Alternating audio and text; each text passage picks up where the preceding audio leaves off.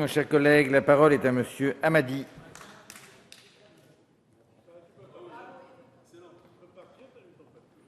Monsieur le ministre, on écoute Monsieur Hammadi.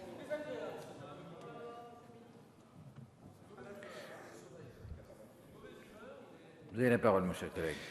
Monsieur le Président, Monsieur le Ministre, chers collègues, je dois avouer une certaine appréhension, voire un malaise vis-à-vis de l'attitude de l'opposition. J'ai eu l'occasion ces dernières semaines, ces derniers mois, avec d'autres collègues, y compris de l'opposition, de voir en Europe les différents gouvernements, les différents partis politiques, notamment dans le cadre d'un rapport sur le pacte de suivi et de croissance. Et de partout, j'ai vu la majorité comme l'opposition, dans les pays respectifs, faisant en sorte de défendre leur pays. Ce que je n'entends depuis hier soir, la seule chose que j'entends depuis hier soir, c'est de vouloir accabler une nation dont vous avez creusé la dette et les déficits pendant 10 ans, au point de laisser penser que vous souhaiteriez l'échec du pays. J'entends depuis hier... Monsieur Chrétien, on écoute Monsieur Hammadi. La joie, j'entends depuis hier les réjouissances face à une éventuelle menace visant le budget français. Mais de qui êtes-vous le parti? De la Commission? Eh bien, dites-moi, c'est à ce moment-là que nous aurions besoin de vous.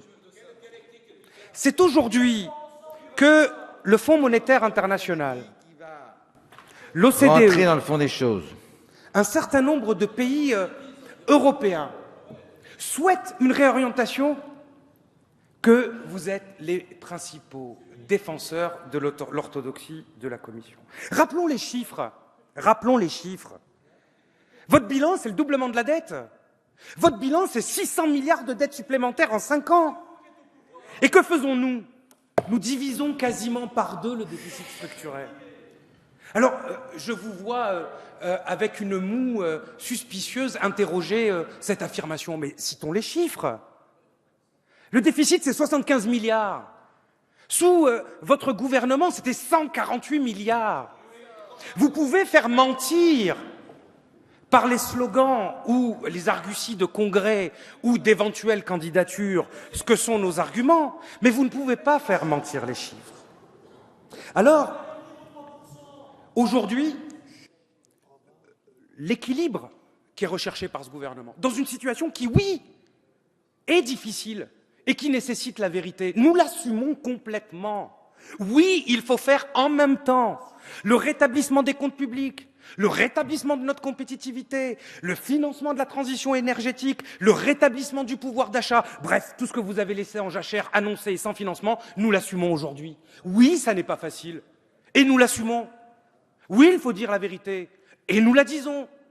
Est-ce que nous acceptons pour autant l'austérité? Est-ce l'austérité que de rajouter 1 milliard d'euros au budget de l'éducation nationale parce que c'est notre priorité, là où vous, hier, vous faisiez en sorte que nos écoles, et notamment en Seine-Saint-Denis, ne puissent pas ouvrir le jour de la rentrée scolaire pour baisser les impôts des plus riches? Est-ce l'austérité de fixer la priorité sur la recherche, l'enseignement supérieur? Est-ce l'austérité que d'avoir comme priorité la justice et la sécurité dans notre pays? Est-ce l'austérité de financer la transition énergétique? Est-ce l'austérité de mettre un certain nombre de mesures qui, mises bout à bout, font qu'il y a 2,5 milliards d'euros qui sont injectés en faveur du BTP? Est-ce l'austérité de faire en sorte que 9 millions de ménages bénéficient d'une baisse d'impôts historique? C'est un équilibre. C'est un pilotage fin et honnête que nous essayons de mener. Nous essayons de le mener avec vérité, avec justesse et avec justice. Alors, il y aura des débats, et j'en viens à ma conclusion. Il y aura des discussions, certaines ont été évoquées, notamment sur la question européenne. Nous sommes aujourd'hui contributeurs neutres.